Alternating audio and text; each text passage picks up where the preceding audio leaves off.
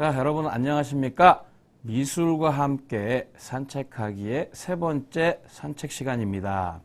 자, 이번 세 번째 산책은요, 시대에 따른 그런 미술의 변화에 대해서 여러분들과 함께 산책을 해보도록 하겠습니다. 자, 어떤 시대냐? 바로 그리스 시대와 로마 시대입니다. 자, 그리스 시대 일단 그림을 같이 보면서, 작품을 보면서 감상하시면서 같이 산책길에 오르겠습니다. 자, 그리스 시대의 굉장히 유명한 조각 작품입니다. 라오콘과 그의 아들들이라는 작품입니다. 자, 이 작품은 대리석으로 만들어졌고요. 높이가 한 2m 42cm 정도 됩니다. 그리고 BC라는 건 기원전이죠. 기원전 175년에서 한 50년경에 만들어진 걸로 추정이 됩니다. 자, 근데 이 라오콘은 누구냐? 자, 라오콘은 바로 아폴로 신을 섬기는 트로이의 제관이었죠. 자, 제관이었는데 그 트로이의 목마가 트로이 성 안으로 들어오는 것을 반대했어요. 여러분들 트로이 목마 얘기 아시죠? 그 신화 아시죠? 트로이 목마 안에 그 군사들이 숨어요. 그래서 이제 그 트로이에서 이제 그 자기네들이 이겼다! 막 그래가지고 그 목마를 이제 안에 들여다 놓고 이제 술잔치를 벌입니다. 막 잔치를 벌이는데 사실은 그 목마 안에 군인들이 숨어 있었죠. 그래서 그 전쟁에서 이겼다라는 그런 그 신화를 갖고 있는데요.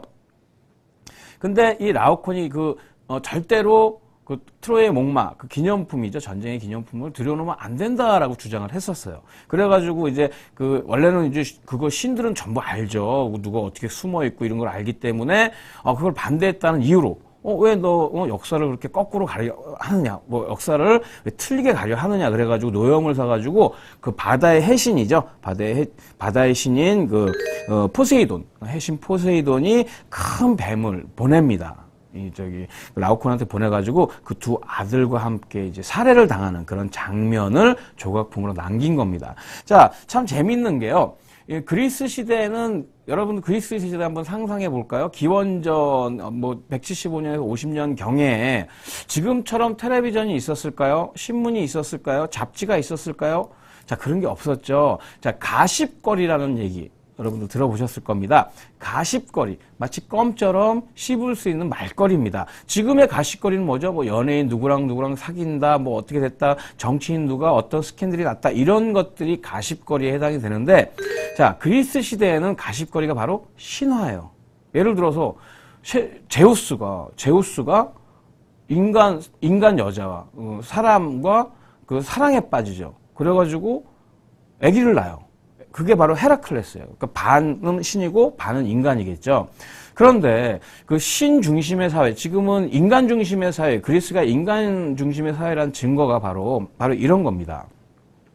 신이 가십거리예요. 신 중심의 사회에서는 신격 모독이죠. 어떻게 신이 감히 인간과 사랑을 해서 반은 인간이고 반은 신인 그런 사람이 나올 수가 없겠죠. 그렇기 때문에 그리스는 철저하게 인간 중심의 사회라는 거 우리가 알 수 있는 겁니다. 그래서 신조차 가십거리가 되는 거예요. 그래서 제우스가 인간하고 사귀어가지고 헤라클레스가 나왔더라.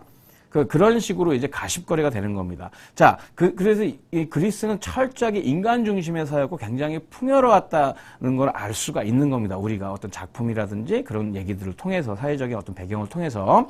자, 그러면 그 이후에 바로 로마 시대가 다가옵니다. 자, 로마 시대의 조각을 같이 한번 보시면서 또 산책길에 오르도록 하겠습니다.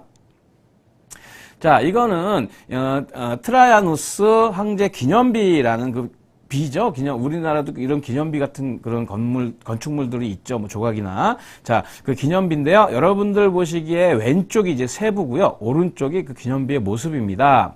자, 위는 이 세부를 보시면요. 그러니까 여러분들 보시기에 왼쪽 화면을 보시면은 위는 도시의 함락이고요. 그리고 가운데 부분은 다키아 공과의 전투 장면을 이제 부조로 조각해 놓은 거고요. 맨 밑에는 이제 하단은 식량을 준비하는 병사들. 자, 전쟁에 나가려면 식량이 있어야 되겠죠. 자, 그 로마 시대에는 기념비, 그리고 그리스 시대 좀 전에 본 거는 어때요? 좀 전에 본 거는 제우스가 이제 죽임을 당하는 포세이돈이 보낸 뱀한테 이제 살해를 당하는 그 장면이었었어요. 자, 그런데 이 로마 시대의 기념비, 바로 업적을 알리기 위한 겁니다. 이런 기념비를 제작을 했는데요. 다키아는 그 지금의 루마니아죠. 그러니까 로마군과 루마니아군이 싸우는 그 장면을 이제 중앙에 넣어놓은 건데요. 그 승리를 그러니까 로마 군대가 그 트라이아누스 황제가 로마 군대를 이끌고 지금의 루마니아죠. 그러니까 다키아군한테 가가지고 전쟁에 승리를 해요. 바로 그 승리했던 거를 처음에 이제 전쟁에 출발할 때부터 어떤 주변국을 어떻게 하고 그다음에 전쟁을 하고 이기고 다시 로마에 돌아오는 그런 어떤 시대적인 시간 순서에 의한 연대기적인 어떤 그 장면들을 이런 나선형 이렇게 여러분들 이렇게 나선형 아시죠? 이렇게 올라가는 소용돌이 형태의 나선형에다가 시간 순으로 부조를 해놓은 거예요. 여러분들 로마 시대 그 로마 시대를 연상케 하는 그런 영화들 몇 개가 있습니다. 그렇죠? 여러분들 영화 뭐 배너라든지 뭐 글래디에이터라든지 이런 영화들이 있는데 그런 것들 보시면은 로마는 그냥 전투에 그러니까 그때는 이제 특별히 영토라는 게 없었어요. 영토라는 개념이 없었기 때문에 그 지역에 가가지고 그 지역을 그냥 함락을 하면은 바로 영토가 되는 거죠. 그렇기 때문에 그 굉장히 그 로마 시대에는 이제 넓었어요. 영토가. 근데 이제 이 로마 사람들은 전쟁에만 몰두했어요. 즉, 어떤 그 사학자가 이런 말을 합니다. 바로 로마라는 나라는 그리스의 폐허 위에 지어진 나라다라고 얘기를 합니다. 그 얘기는 뭐냐? 그리스의 문화는 그대로 수용을 해요. 그대로 수용하고 로마는 이 영역, 그러니까 한마디로 얘기해서 뭐 땅 따먹기 식으로 영역 넓히기에만 치중한 거죠. 그러니까 문화는 없고 전쟁 도구만 발달을 하게 됩니다. 그래서 여러분들 이제 아까 왼쪽에 보시는 라오콘 아까 그리스 시대의 이제 조각 작품이었고요. 로마 시대의 그 기념물인 트라누스 황제의 그 기념비 이 두 가지를 이제 비교를 하는데 자. 여러분들 아까도 말씀드렸지만 그리스 시대는 신조차 가십거리라 그랬어요. 신조차 가십거리. 자, 그게 바로 로마의 문화가 되는 겁니다. 자, 그래서 그리스 신은 아시죠? 여러분들 제우스, 신들 중에 가장 위에 있는 이 제우스라는 이름은 바로 로마식 이름이죠. 자, 그럼 그리스식 이름은 뭘까요? 그리스식 이름은 바로 죄송합니다. 제우스가 이제 그리스식 이름이고요. 로마의 이름은 주피터죠. 주피터. 그리고 여러분들 헤라, 바로 제우스의 그 부인이었던 헤라는 이제 그리스 이름이고 로마식 이름은 주노가 됩니다. 뭐 그런 것들이 많죠. 여러분들 큐피드 아시죠? 큐피드 이렇게 지금 우리들이 알고 있는 건 애기 모습으로 화살을 이제 들고 다니고 날개가 달린 거. 큐피드 같은 경우는 큐피트라는 그 이름은 사실 로마의 이름이에요. 그리스의 이름은 에로스입니다. 에로스. 그리고 헤르메스 같은 경우도 그죠? 헤르메스 같은 경우는 이제 그리스식 바로 그 제우스의 전령이죠. 제우스와 인간을 이제 연결시켜주는 뭐 언어의 신이다 뭐 이런 식으로 부르는데 헤르메스 같은 경우는 바로 이제 그리스식 이름이고요. 로마식 이름은 머큐리입니다. 자, 이런 식으로 동일한 신인데 그리스 시대의 신이냐 로마 시대의 신이냐에 따라서 이름만 틀린 거예요. 그러니까 그리스 시대의 문화를 그대로 갖고 온 거예요. 로마는. 그럴 수밖에 없었겠죠. 그러니까 어떻게 보면은 그런 문화 자체가 그런 예술적인 어떤 그런 감흥을 일으킬 수 있는 문화 자체가 틀렸다는 얘기.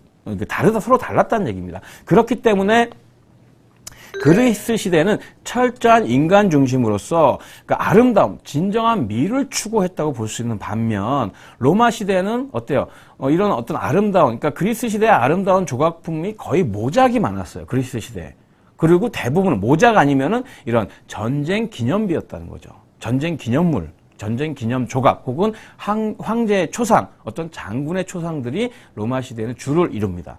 따라서 시대에 따라서 어떤 작품을 어떤 조각품을 조각을 하느냐는 그 시대에 따른 어떤 패러다임의 차이에 있다는 거죠. 그 그리스 시대의 조각품은 굉장히 아름다워요. 환상적이고 그리고 뭐 비너스 여러분들 밀로의 비너스 아시죠?